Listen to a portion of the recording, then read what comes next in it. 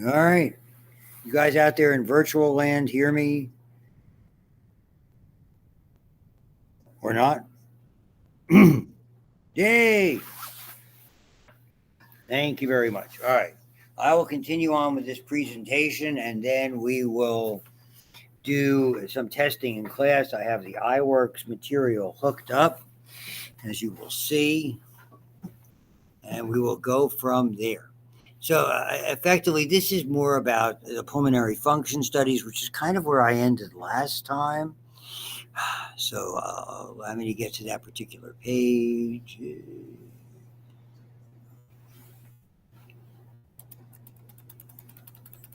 There's all the pressures and things like that, all showing up adequately well. However, if there's a problem up there, because I'm looking at it's not something I'm used to. Resisted, instruction, surface tension, compliance, numbers, volumes and capacities. So this is again the I don't have an example of, like if you feel like if you want to go up into the lab at your leisure up there and look at that old drum system I bought when I first came here. I had Dr. Dress was running the show, not Dr. Badger, and we actually used it. The problem it's a hard. This is just the system we use now. That system I was a little concerned about. I might have to run back to the office, everybody. I apologize if I do. No, we're good. Gotta have nose clips. Hey, I don't leave without them. So these are all sterile inside of here. So there's no difficulty at all. And frankly, I don't even think it matters which side of these you use, and we'll go from there. So we'll start by how we calculate these things.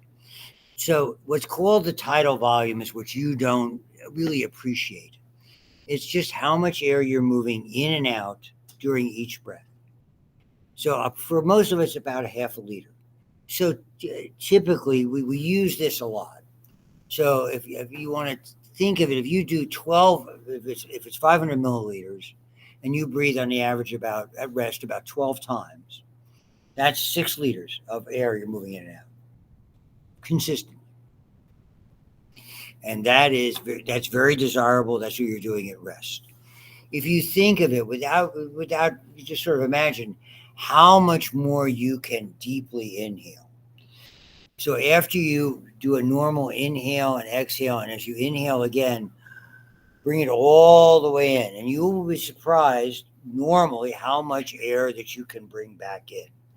That is called your IRV, or inspiratory reserve volume. And that's the amount of air that can be forcibly, in other words, taking that deepest breath you can imagine, between roughly 2 to 3 milliliters. Again, just to reiterate, it varies with body shape, body size, age, gender. And I know there are online formulas. I don't know how to access them. I sort of with a few clicks, you could plug in your own numbers and know whether your volume should be around 5 liters, 5.2, 5.4, whatever it might be. Now, imagine if you take a normal exhale, how much air you have left in there to push out. You know, not nearly as much to inhale, like blowing out the candle. And trust me, as you get older, those extra candles are not good. You know, just remember how heavens, it was a blackout. I'm going to have 74 candles on the next one. 73 and one for good luck. Let's do that. You have to be a keto cake if there is such an animal. So it's about a third of what you could forcibly inhale, what you could forcibly exhale. That's the expiratory reserve volume. And whatever remains after you've exhaled everything possible out, we have what's called, and I mentioned it before, the residual volume. That's what's needed to keep the minimum needed to keep airways open. Over time, whether you have a cold, whether you have a chest cold, periodically little areas acquire pockets of trapped air that are not terribly significant. And certainly there's always some air in the bronchial system itself, that is really what you're going to see, sort of an extra volume that we collectively refer to as dead space that's there. So, and when we talk about capacities, and these become important in the measurements we are going to do today, we have the inspiratory capacity, how much you can breathe in, that's your average tidal volume back and forth at rest, plus what you can inhale. The functional residual capacity, which is the residual volume plus the expiratory reserve volume. And the one that really concerns us is this one, the vital capacity. Vital capacity really is the best way of approximating by volume useful area within your lungs for the exchange of oxygen and carbon dioxide. That's the important measure. When someone's vital capacity, and we do that, we're able to estimate it fairly well with these kinds of devices, certainly not as good as they would in a respiratory unit in a hospital as we would do here today, is tidal volume plus the inspiratory reserve plus the expiratory reserve, pardon me. Then we calculate what the total lung capacity is, and we're able to estimate from that what the unused or residual volume is. That's kind of how you would do the calculation. For our purposes, when we see somebody who has a less than expected vital capacity, and again, that's something that's calculable, then we know that there is some limitation on their ability to exchange oxygen and carbon dioxide. In the parlance of medicine, that is called a restrictive disorder. It restricts your ability to conduct the exchange that we call pulmonary respiration at the lung level. That is not good. That means you just can't, it's difficult to oxygenate your blood. We are able to do this by taking an estimate, what we call the forced vital capacity. That's you to actively take your deepest breath and blow it out as hard and as fast as you can. And we can calculate it on the technology. So, moving on. This is what, remember I was telling you a little bit of, we had the bicycle and we had the old drum that was moving and effectively a stylus with a tracing it the way we used to do EKGs and EEGs in the old days. This little area that I'm pointing to, can you see the cursor with this or no? Apparently you can't. But in that sort of, not the upper area or the two lower areas, in the middle, that's the tidal volume. And you can bring it all the way up for inspiratory reserve at the top peak and all the way down, exclusive of that greenish area, that would be the expiratory reserve. And that's really between the high peak and the low peak, not the green area. That's your vital or estimated vital capacity. And so we look at this, and for most of us, the accumulation of air in the chamber, air in to keep the lungs filled, and air that is basically within the bronchial system itself, it runs about, I would dare say, about 20% of your total lung capacity on average. That's where they get the 1,200 milliliters, figuring the whole thing is 6 liters total. And they give you a little bit more information here, tidal volumes, inspiratory reserves, and then making the capacities, and you can see how they add them together. So we're going to endeavor to do that shortly at the end of today's lab. The anatomical dead space, by definition, okay, is not involved in gas exchange. And interestingly, in that 500 milliliters of each tidal volume, this is really interesting. About, as you can see, what's that, 30% of it not useful to you. So you really are moving effectively 350 milliliters of oxygen / carbon dioxide exchangeable stuff during that period. And there's a very interesting graphic that comes after this. So then we have the other things that add to this factor are the alveolar dead space, because over years in time, and again, it's an estimate, some of these areas just are not as functional as they used to be, whether they were blocked, whether they were damaged, whether they had that bad chest call. And it's funny, some are more severe than others. We would look at old chest x-rays because that was the technology we had. And we see different areas that look for all the world like cancer. And they were calcified areas, but they weren't enormous. Some tumors were calcified. Actually, what they were signs of old fibrosis that had where they had basically done something called dystrophic calcification. Damaged tissue picks up calcium deposits. So these are the two diseases that we are going to measure today, and none of you will have these. Okay, since none of you again have smoked for the last 40 years, because I mean, other than maybe Hannah, none of you are 40 years old. No, Jordan's older than me. Older than I am. It is basically you're shortening older than I am old. Yeah, she must be like 42. Yes. 45. Yeah, hey, my daughter's got a plastic surgeon that can fix things. Yeah. Get a little work done. There's a great song from the show A Chorus Line. High school did that in high school. Yeah. Not Camelot. If ever I would leave you, it would be. No. That was Robert Goulet doing that originally. Richard Burton was in the original cast. Chorus Line. I saw, as an aside, we were up in the Poconos for a show, and the guy who was in the original group that Chorus Line was based on was doing the show, and he was really good. It was very interesting. Yeah. He really went into the back. Oh, it's fabulous. Well, I saw that on Broadway, and I saw that in Philadelphia with the traveling Broadway cast. But the song is colloquially TNA.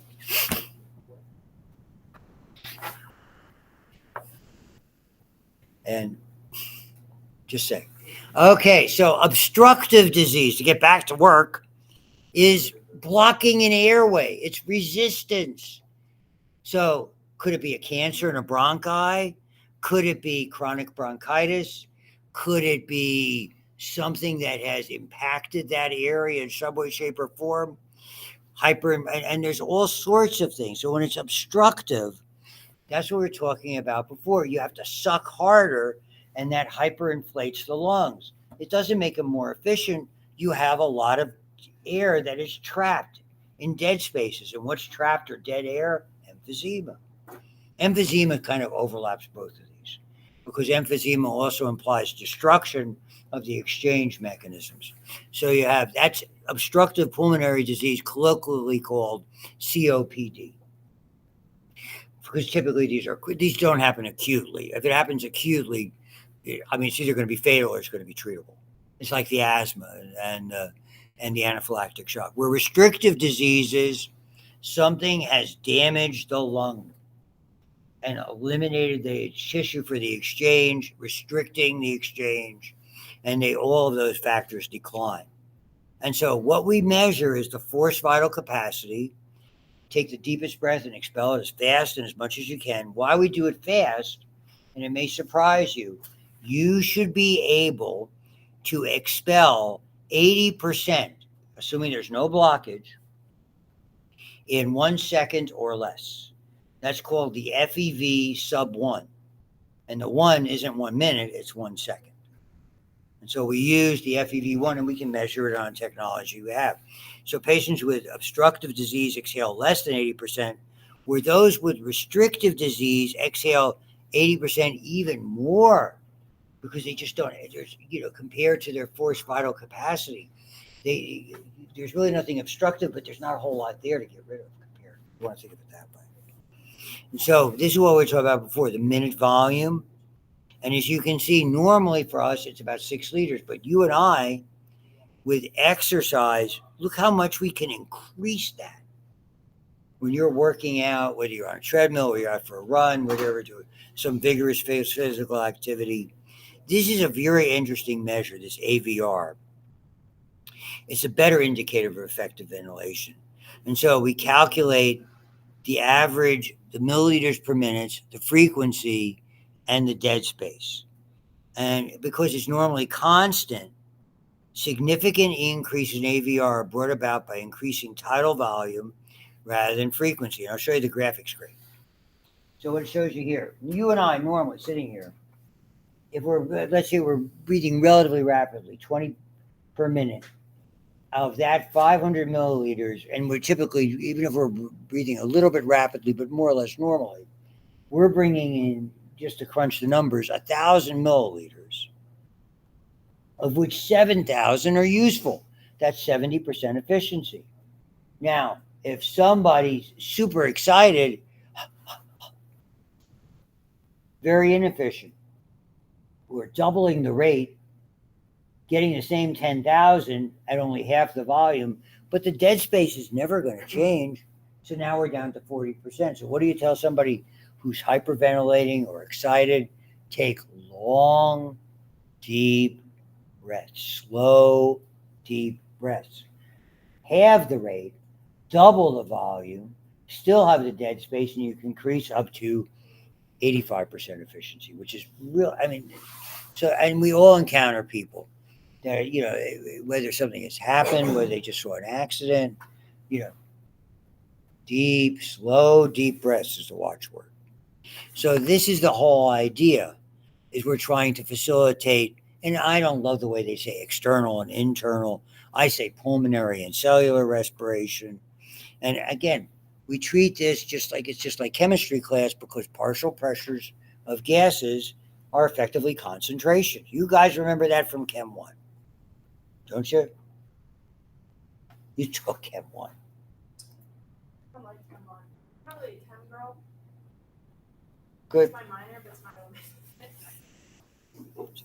I love it.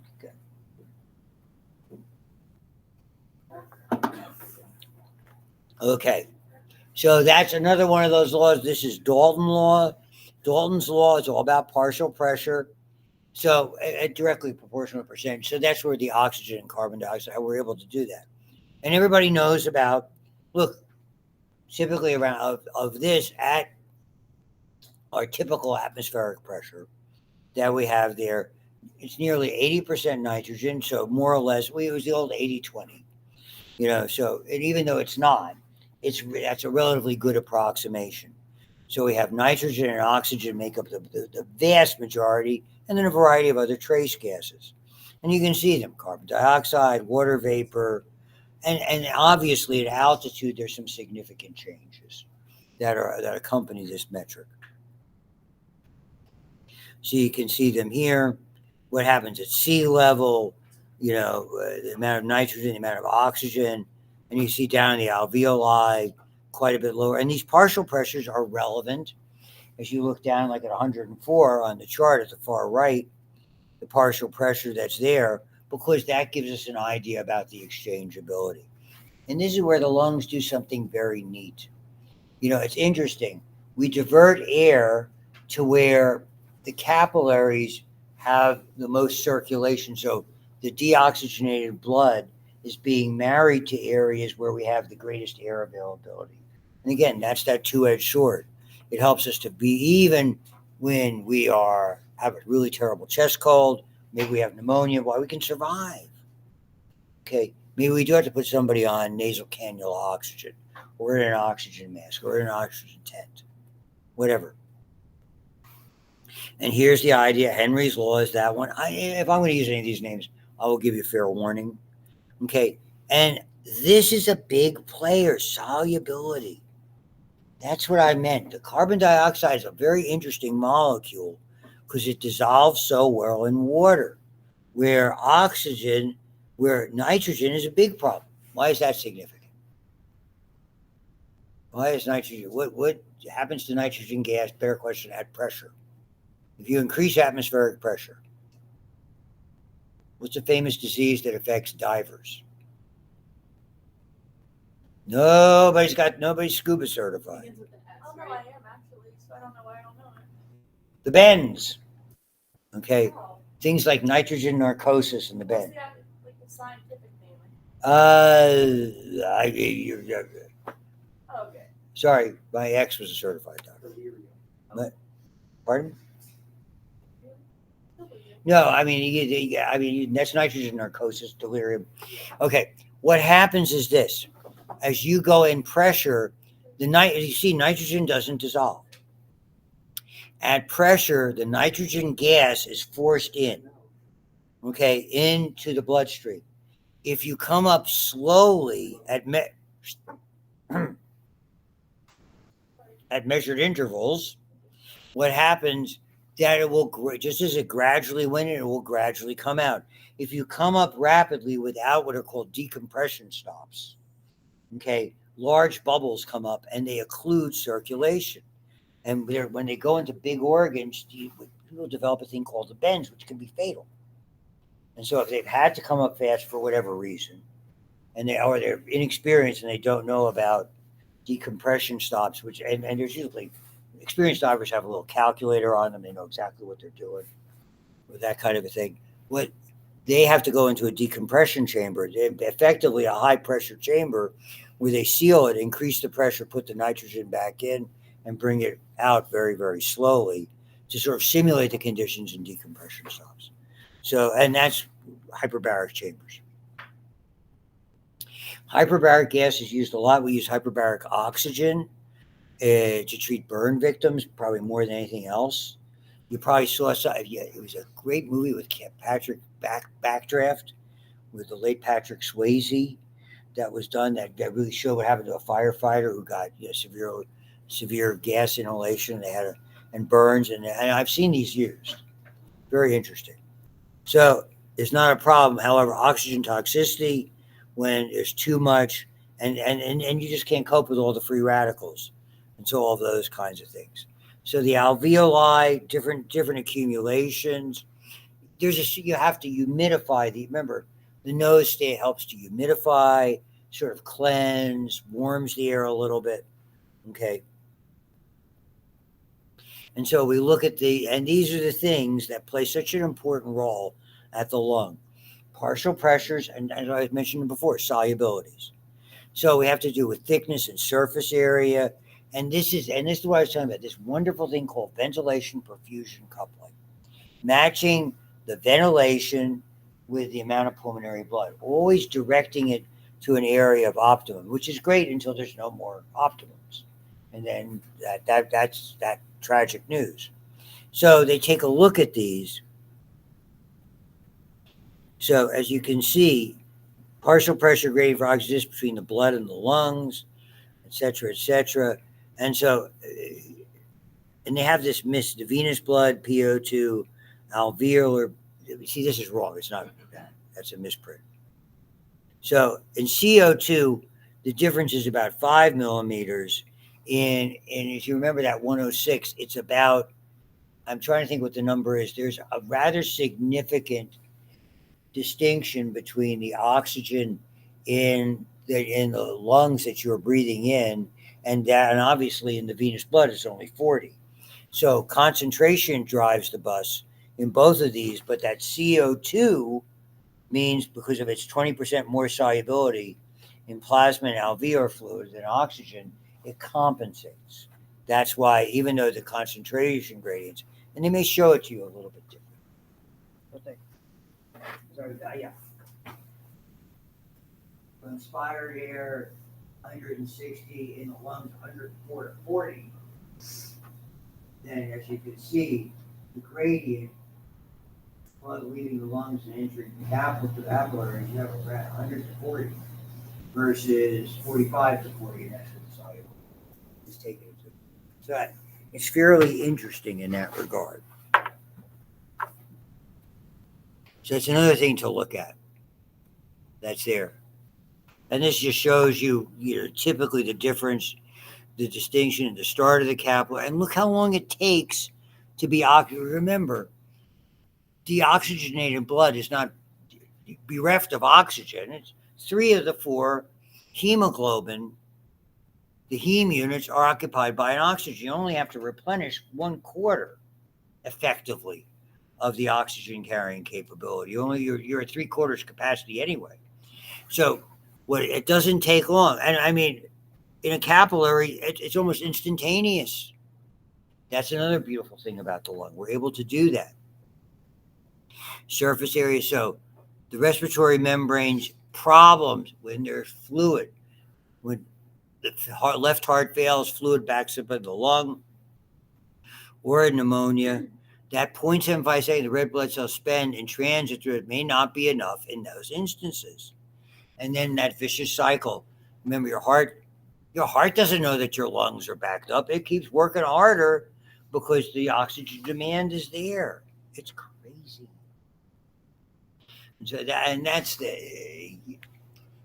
to me, that's why when we look at things, for those of you interested, and all of you are going to be affected by this either directly or indirectly, hopefully not directly, but indirectly, when something goes wrong, there's so many, you have to find the critical system and then to some extent tinker with the other systems, the basic tune up. I mean, doctors talking doctor, and I was amazed me. Like we'd sit there, after we went on rounds, even when I was a student, and they go, "Yeah, we got Mr. So and So tuned up, or Mrs. So and So tuned up. They're good to go for a while. We'll see what happens." You're just trying to get them ready, particularly if it's chronic illnesses, because you're going to see them again. What happens in emphysema, particularly, and this is really classic with smokers, the alveoli break down and the chambers enlarge, and there's all sorts of stuff in there. And this is dramatic. This is, if you remember that illustration from the anatomy part of it, these are all wonderful little chambers that are intact. This is trapped air. This is the viable space for exchange is gone. And that's what happens in long-term disease of the lung. It's just so tragic when you see those things. It's scary. I mean,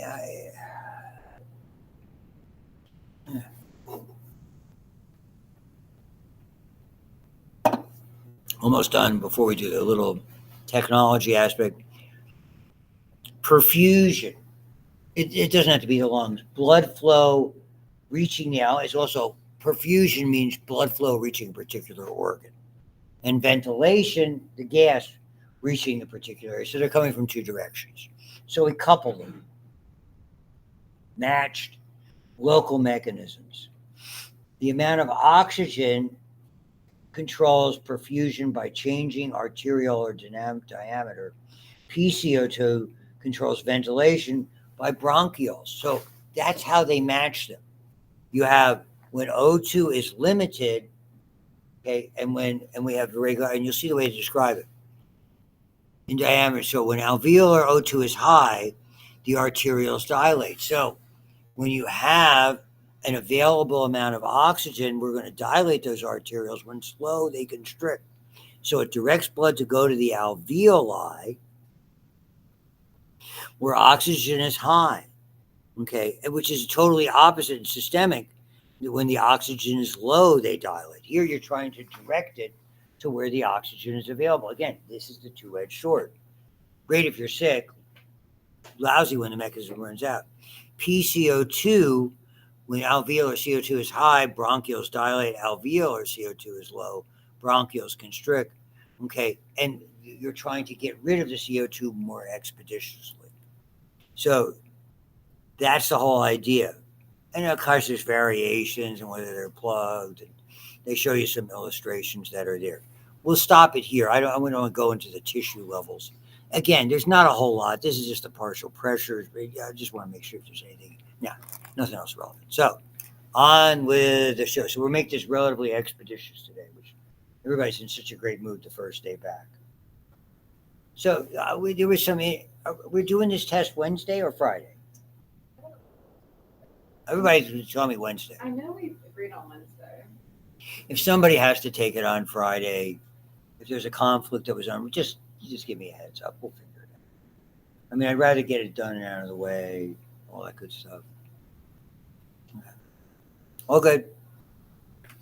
Now, so I will remove this from our agenda. I'll remove that from our agenda, and I'll do this.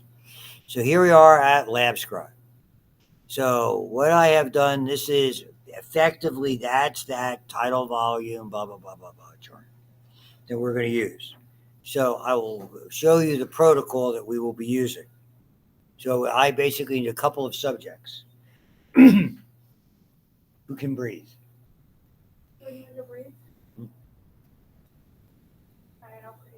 Hey, we have a very attractive breather.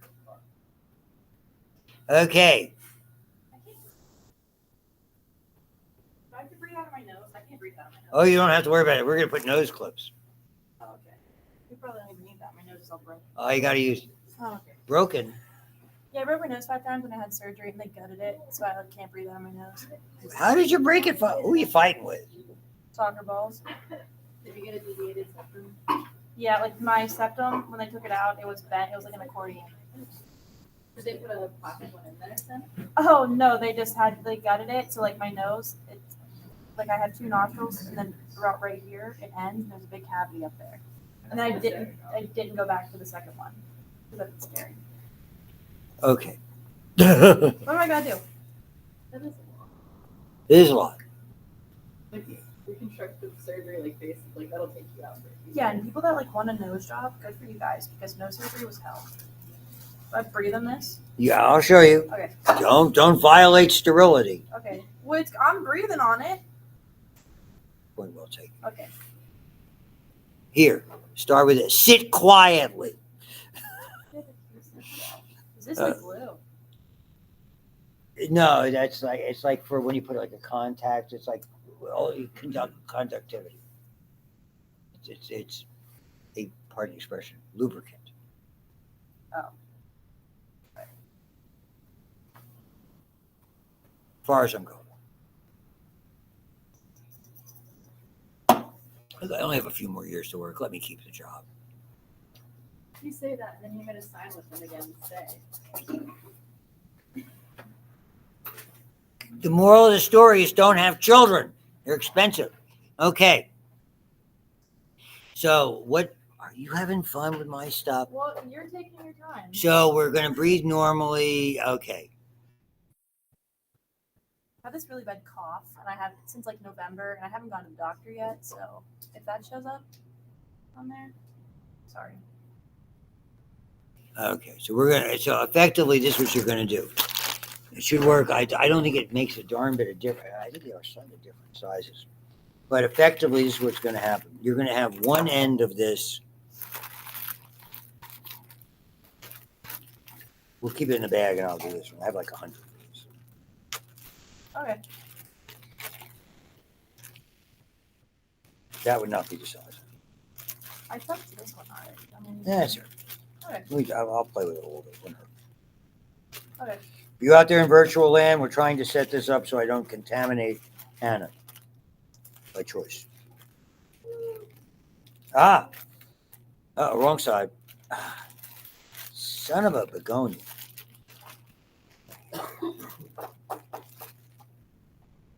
Last time I did this was a while.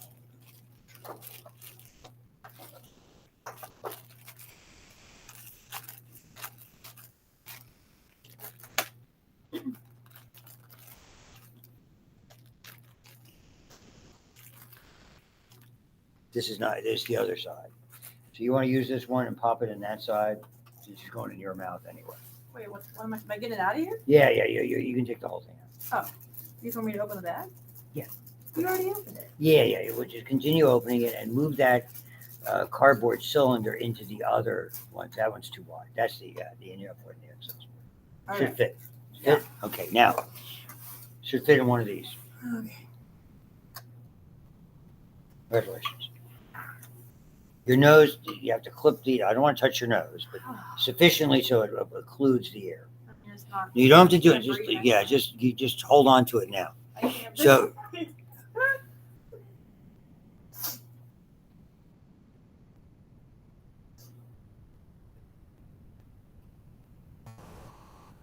okay, I'm just reading what to do here. So we're gonna I'll have to come back to this. It's easy enough. You don't have to. Just hold it. We're going to try to do some calibrating.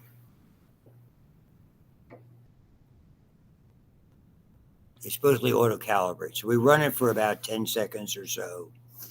Nothing else happens. See, just you're moving. Yeah. Oh, sorry. Yeah, it's okay. We're not supposed to move. Yeah, it's okay. No, I think it's a big deal. Yes, dear. I just want to make sure. Snowing? Don't even Oh, say for it. fuck's sake. Sorry. She didn't say anything. Yeah. Oh, okay, now you got to put your nose clip on, and now we'll get you ready to go. All right. This hurts. So we're just good. Sorry. It's all right. I knew that was going to happen. I'm sorry to laugh. All right. So put that in. You have to form a tight seal around it so air doesn't get out along the sides. I'm not liking this at all. Put this in my mouth? Well, no, yes, in your mouth. Okay. Oh, no. I breathe? Yeah, in and out. Get yourself situated. It's not. I got to scale it. You'll be fine.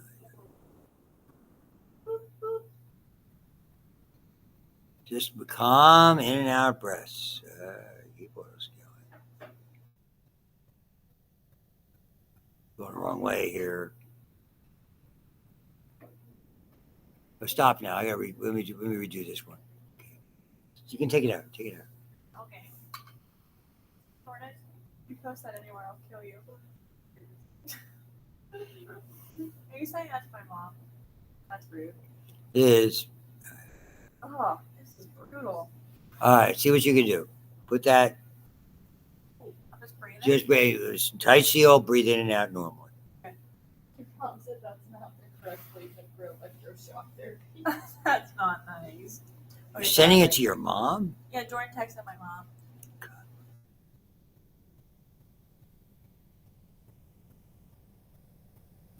This is terrible.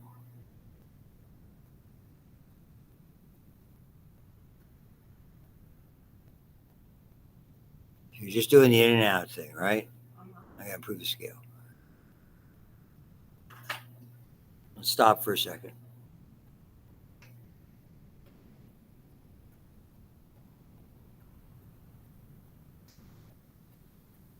Am I not breathing right? You do. Okay. This is horrible. This is really bad. Oh, hold on. Let me see. Oh yeah, take a break for now. And let me see what I got just to see if we're doing it correctly. Okay. Okay. Am I breathing wrong? I don't think so.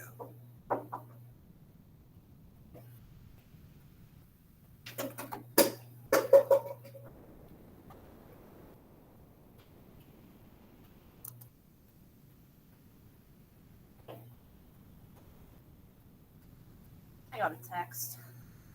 Go ahead, take your time. It was from Jordan. Don't worry about it. It's all good.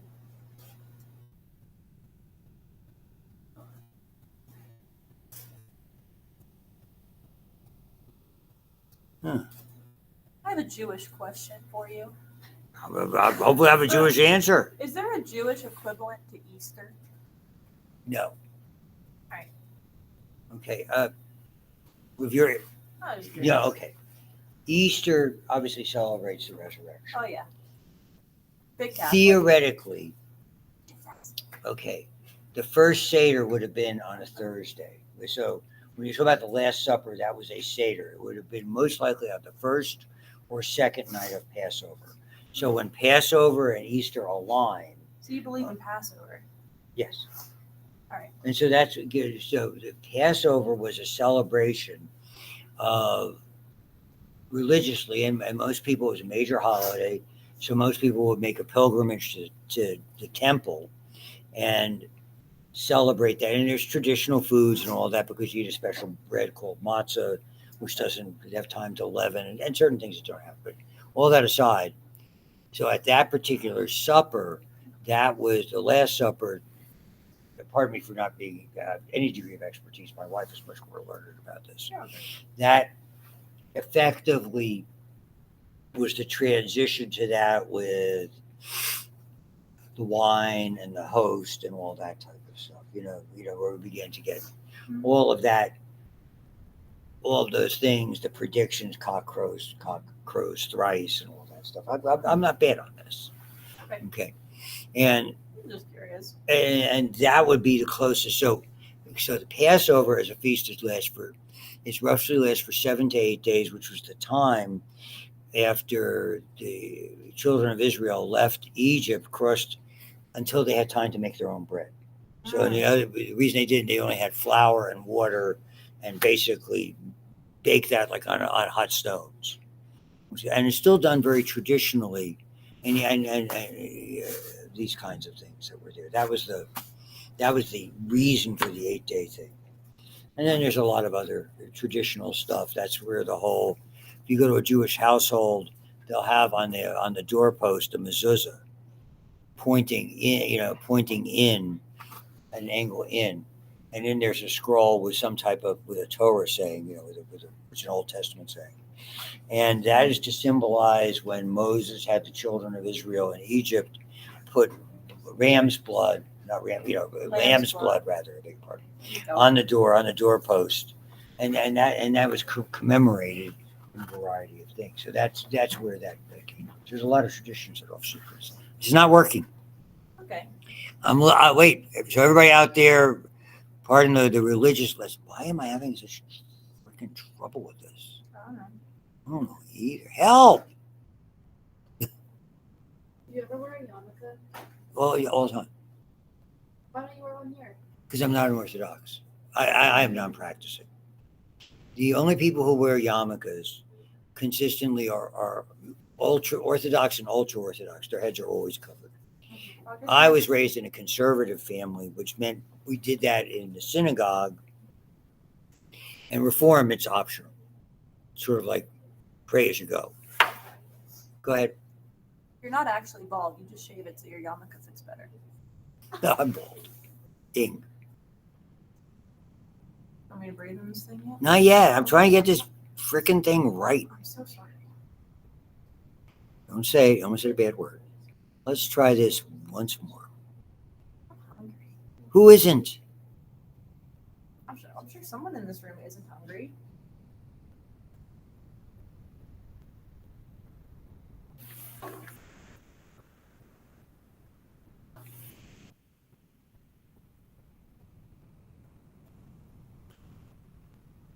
This is. I know I'm messing it up. All right. You're ready to go again, almost? Can I go back? Yeah. Hold on. Just let's sit for 10 seconds and we're going to record. All right. So when I got to go back in.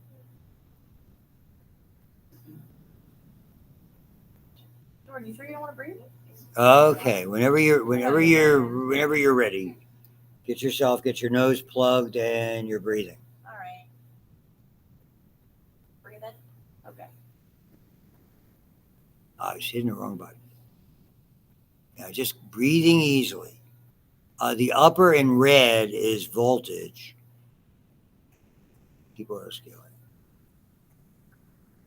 Now, we're going to do that for a while. This is good.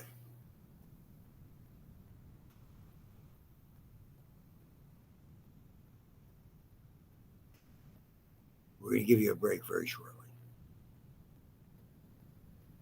Okay. Take a break. We're going to stop. Okay. Now we're going to bring these together. Now, I could be more accurate than this. Let's see if we can get it. This is like meditation. This is good. This is good. This is, okay, so tidal volume, look what it is here. So we go between the trough and the peak, for instance. We're going to see just how lungy you are. Okay.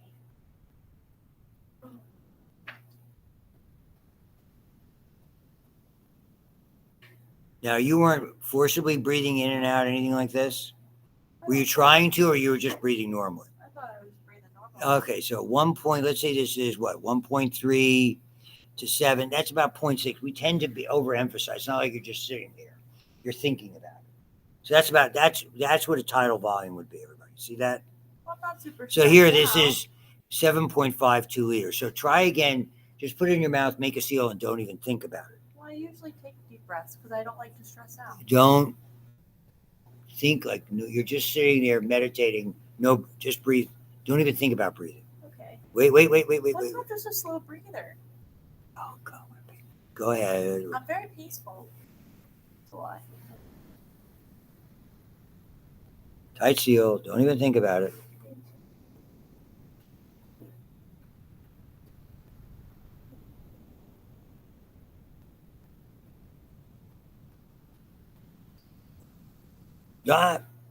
No peeking. You're a peeker. That's better. Now, you see, everybody, just for that, you're over exaggerating. You're just pretty good. This is about where you want to be. Nice. Let's see if we can do this. All right, you can stop. And everybody taking a look at this. Okay, so you see how I've tried to get this scaled so that you can see it. And again, you take it from a peak to a trough. I didn't like that one. I'm sorry. Well, no, because I'm a slow breather. I think about breathing faster. It's working out. And again, it's a little, you've exaggerated a little. It's hard.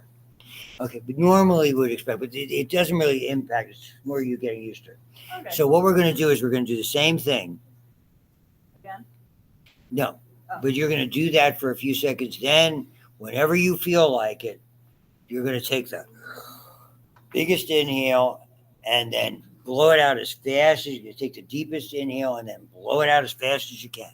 You want me to hold my breath for a little bit? No, you don't have to hold it. Just take it in and blow it right out. So let me try. We'll try a new one. We're not going to save this one. All right. We're going to get yourself ready to start again. Flips in place. We'll need one more volunteer. Jordan. Do what? Breathe. Get up here, buddy. Come on. It's okay. It's so much fun. Yeah. Right now. No, they just, she gets to, we're not going to use hers. I wouldn't. Hey. It's fair. Sarah, go. Oh, you didn't tell me to go. No, seal yourself. Go ahead. Put it on there. Okay.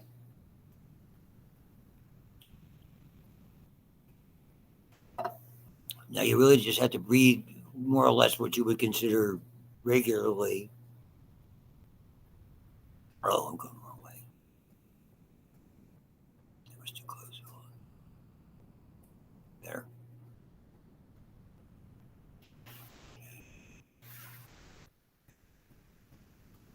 So at this point, whenever you feel like taking a super deep breath and as deep as you can and blow out as fast as you can, whatever.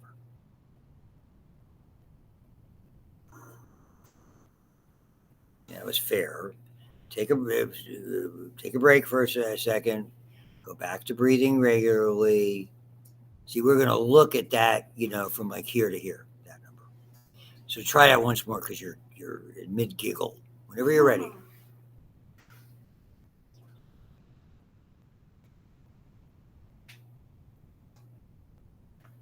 Really? You're not trying.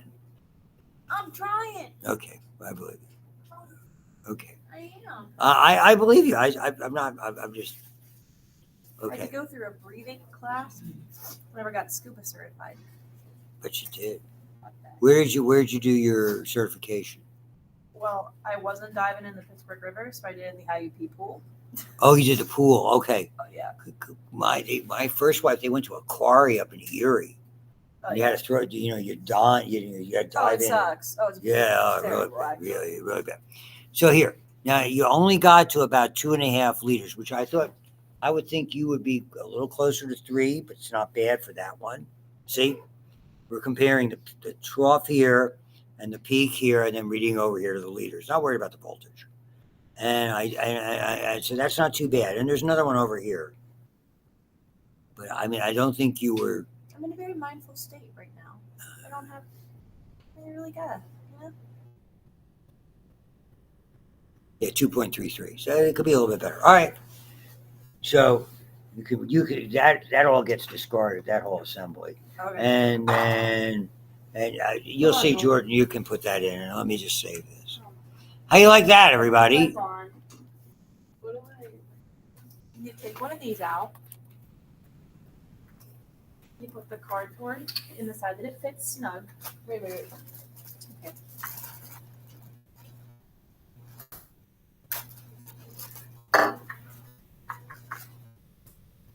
Yeah, it's gonna fit snug in one side. Snugly. Yep. And you put the other side on that thing. And it's going to fit one side better than the other, I think. Switch. Yep. Make sure it's on there. And make sure there's a nose clip. You gotta put that on your nose. Make sure you gotta put it on so you can't breathe. Okay. Like no breath coming through at all. Okay, now just hold it for now. There you go. We're just going to run and let it calibrate. All right, everybody. Just everybody keep an eye on this. We're just gonna let it sit for about 10 seconds. Okay. So we're gonna do the same thing. Let me stop this. All right. And now You look great. here, watch. Now, just like Anna did, you've got to get it. You want to put your whole mouth around it and create as tight a seal as you can, so air doesn't escape through the side. That's the hard part with this. There you go. Whenever tell me when you're ready. Yeah, right. You gotta put it in your mouth, Jordan. Well, I didn't know if I had you yet. There you go. God. Are you ready? Yeah. Okay.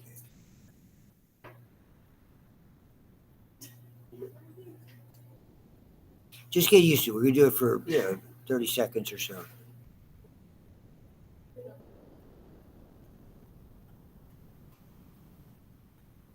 You don't even think about it. Just breathe without even thinking about it. Like it's in there, but you don't have to do anything.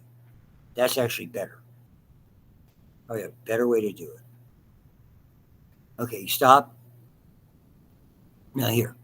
So let's see if this is because it struck me as you were not forcing it quite as much, and that's the hard part. So if we now you see, yeah, it's a liter. That's still a little too much. Pardon me. To breathe out less. No, just don't even think about breathing at all. We're very calm people, though. Yeah, I know it's a test. It's not that relevant. Yeah, it's about a liter. So she was even less calm than you are. Okay, let's keep going. All right, so you're gonna now again. You're gonna do. Let me discard this one. Okay, and now once you make that seal, we're gonna get comfortable breathing in and out, and then I'll tell you when you're ready to do the next. So you put that in and get nice seal. Let that go for maybe a few times. So a bit more. And anytime you're ready, take the deepest inhale and blow it out as fast as you can.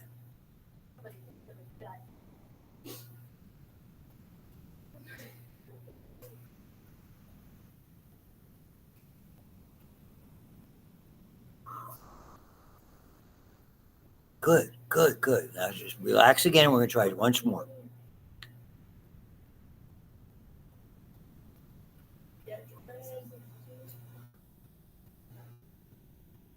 Whenever you're ready.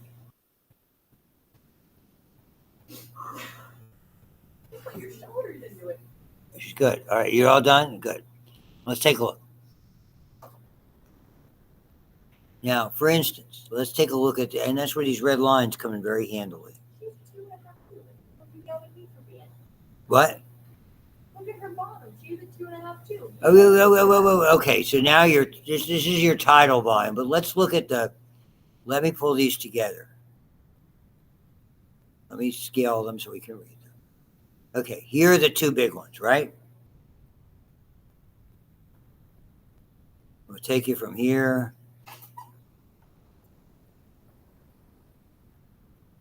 Yeah, 2.3, similar to yours. And time-wise, you can see that's certainly you got rid of 80% of that in a second, not even thinking about it. Like, I mean, you were probably, you're just a fraction of a second. This is 1.6. So you can look up there, that's about 1 second. Look at how much you went through. You went through easily 80% of it there, easily. That's normal. I don't think we get as accurate total volumes just because you can't make the seal terribly tight. I mean, You never really. Yeah, you don't usually do that. It's like it's just hard. Now the way they do it, like with exercise cyclists, when they're really doing this strategically to do, they have a device that fits in there and seals really well. Now we take it over here, same deal. So you go to the high peak, and you go to the valley, and see here, 2.5. So it's not, and look how many seconds. That's a little bit more. And if we take that like down to, so let's say, here we're like you're way That's 8 points. It's hard to move it. Ah, we'll see what I'm trying to get. Okay, let's say that's more or less. But here, I mean, again, 80. Your 2.52 is 80%, and here this was in less than a second. Because you look up here, it's 970 milliseconds. So it's not bad at all. That's what you're looking for, and there's the trouble with young, healthy students, and why I don't do it because I'd probably go home and remake my will. All right, everybody, that's it. What part do I throw away? This one? Yeah, that's just right away. Everything else I keep. What about the nose plug? No, I keep the nose plugs. I have one. I only have a spare of that.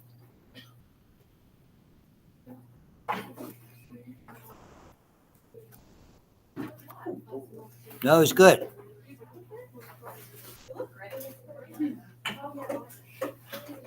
I am.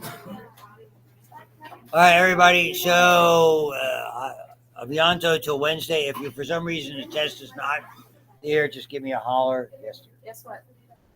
I bought a car over break. What would you? 2021 Toyota RAV. Because my other car kept breaking down on me. I couldn't stand that. And I lived a little over an hour away. I was like, you know what? Screw it. I'll be making big girl money soon. Where'd you live? Where'd you live? Greensburg. All the way there. Mm-hmm. I grew up in Hazelwood, but I live in like New Stanton right now.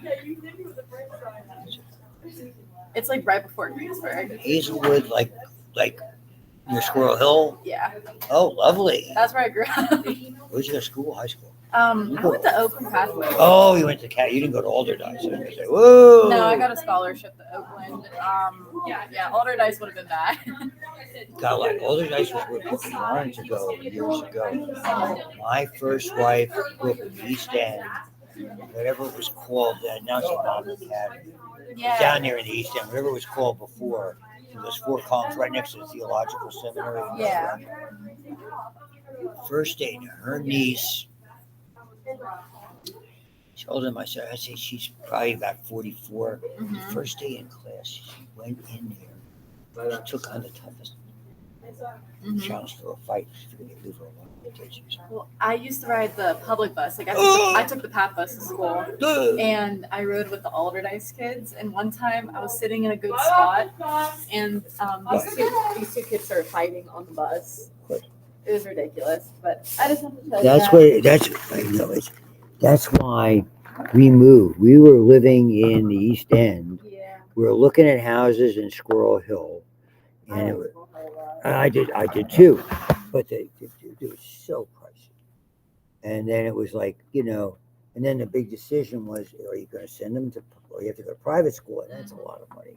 It is. And we ended up taking them. And it's cool to real estate prices. It's a good school. It's a good school district. But it's hard when you move. But my daughter get easy to make friends. Yeah. And my middle one pretty easy to make. My oldest is it's hard because he was the old. He's the one in the military, right? Yeah, he was a couple of years ahead of her. It was harder, yeah. And he did. They looked at all the people who graduated, of course, people graduated. Mm-hmm. I'm sure there aren't a whole lot of things. Well, I mean, and I'm anyway. Yeah. But I mean, by any measure, I mean, maybe did your boyfriend go into the great entry program? He went to WVU for a semester and then decided to join. So he had to go through MEPS and all that and do some training beforehand. Yeah, so he didn't go right out of high school. No. My son, he went to the late entry program. He knew that. Mm-hmm. So you could go and list it. My one friend here, he signed his contract when he was 17. So right when he got out of high school, he went to basic in Texas somewhere. Right, that's what he got. Yeah. So he was going to do the basic, probably Illinois. Wow, okay. Where the basic was something. Then he got the Naval ROTC scholarship. We just had to find a building. We had to find an opening that would accept him as a student, where they had an opening. See, it turned out the shared program for CMU, it was Duquesne. CMU Duquesne. They had shared, just like you do. Our Army here as part of that same. Mhm. But they were the Navy here. The Navy one's technically on CMU's camp. Oh, I didn't know that. They had like 33 people entering it, 13. Yeah, that sounds about right. We made it through the program. There are 3 still. Son, his best friend, who will probably be leaving, and one of this girl who was a CN nuclear engineer. Wow. Really, She's the other one. No, you didn't see that. Years like he kept he said like experiment for, but he went to graduate school right away. Years, so it suited him. Yeah. But, I mean, yeah, I've got to get home one day in the TV, and I'm sitting here, I'm going to pick up Adam again here. He comes to see me. I see these 2 guys.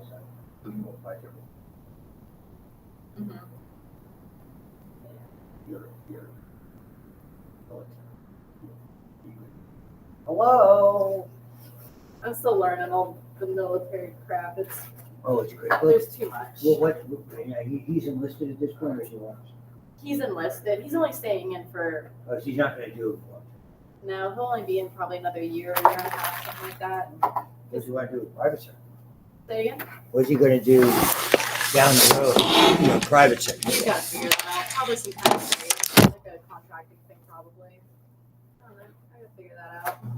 But I gotta go. Okay, I gotta call my mom. Sorry. Goodbye. See ya.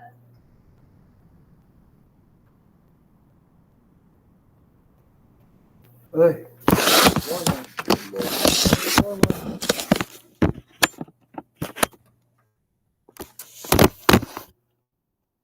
You. You.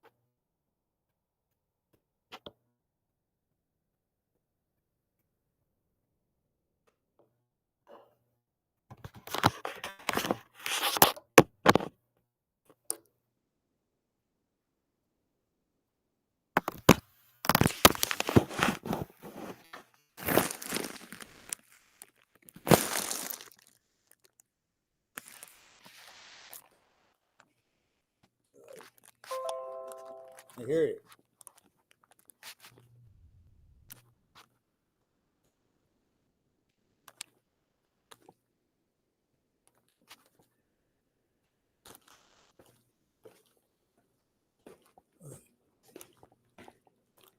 Oh God, there you go.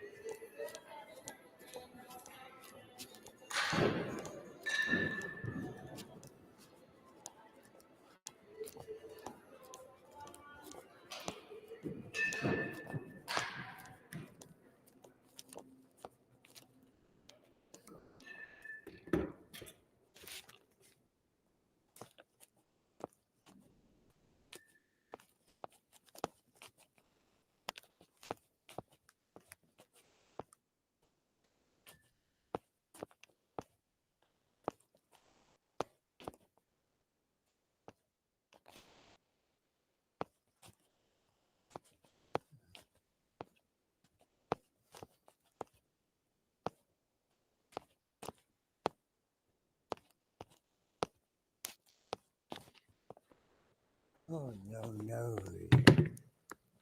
Really?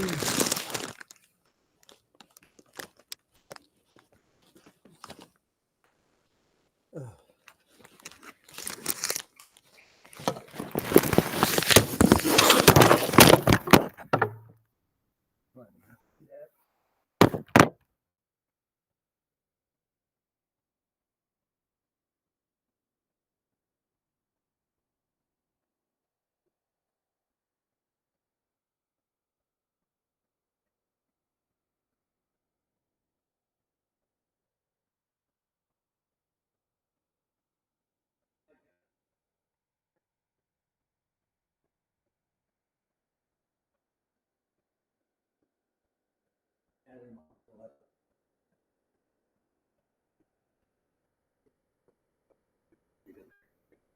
It's just power through it and get done a week early.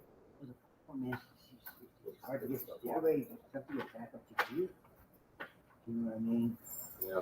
And that's difficult because you and I have to. It's hard. These kids, the whole story. Once break is over, it's like, when are we done? I don't like it. This comes home. I forgot that was her name. Who? Daphne Zuniga. Zuniga. It's unfortunate, I mean, he's had a good career. Yep. The show that he does on USA, How to Get You English, is very well easy to find anywhere. She was one show, he died. He's always overweight. Rick Williams stopped. Yeah. Completely, even when we did Ghostbusters. He would do it. For whatever reason, he was done. It was very, very brief success. Not brief, moderate. Yeah, 80s and 90s. He did a lot of movies. Tons. Yeah. The Honey I Shrunk and Honey I Blew Up. Yep. And he did this, and he came out with he and another guy were on Saturday Night Live in the early days, from beer drinking and Oh, yeah. I remember he was that. part of that crew. I can't remember the name. Oh, me too. Mel Brooks is the. Oh, my goodness. Well, Mel was born in. Mel began to be. And fascinating.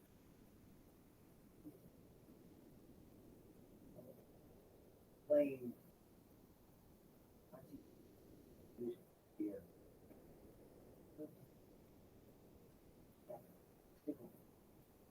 Very, very interesting. Something brothers.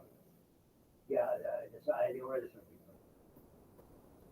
It's going to come from. It's so cool.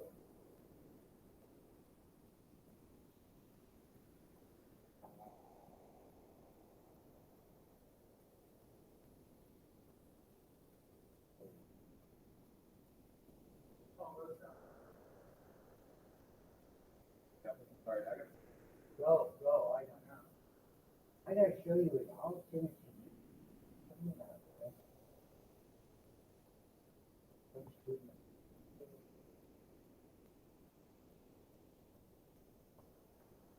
You should just hold on to your record.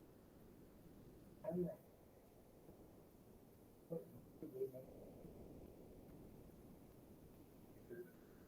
Everybody, attention to it. Use our nursing name. Oh my God.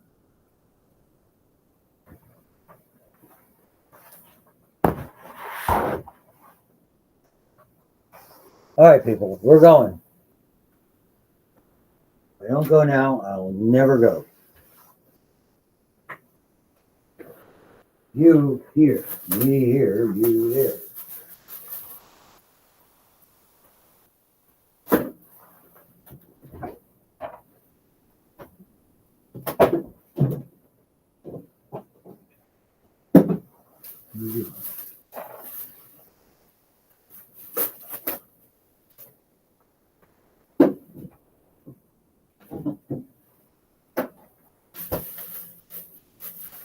Oh, help me. Done, done, done. Not done.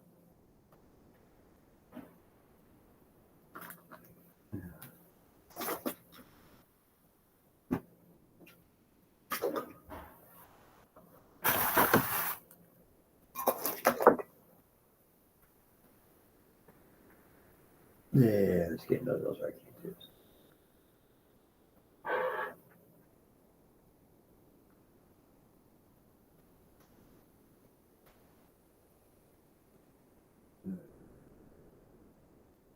There you go. What are you gonna do?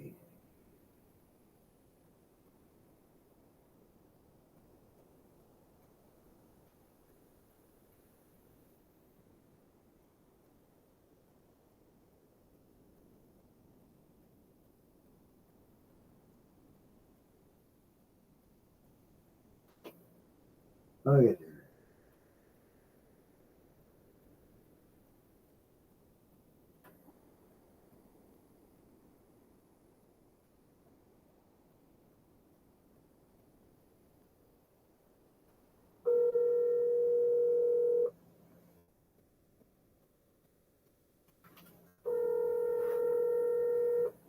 Hmm.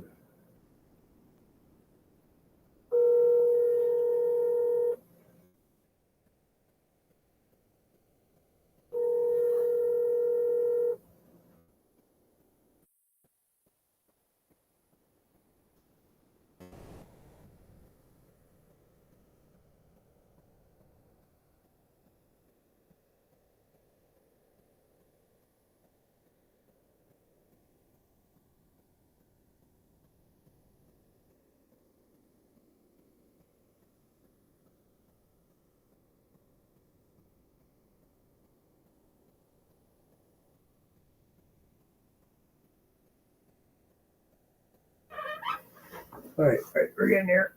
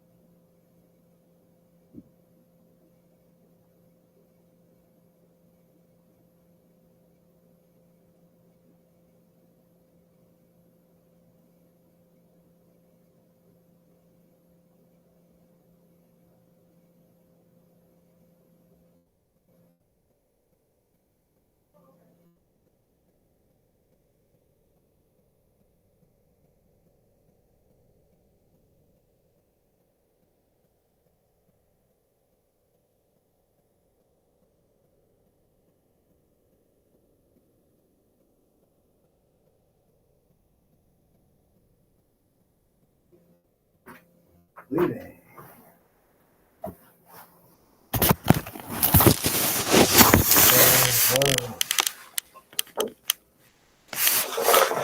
Oh, oh.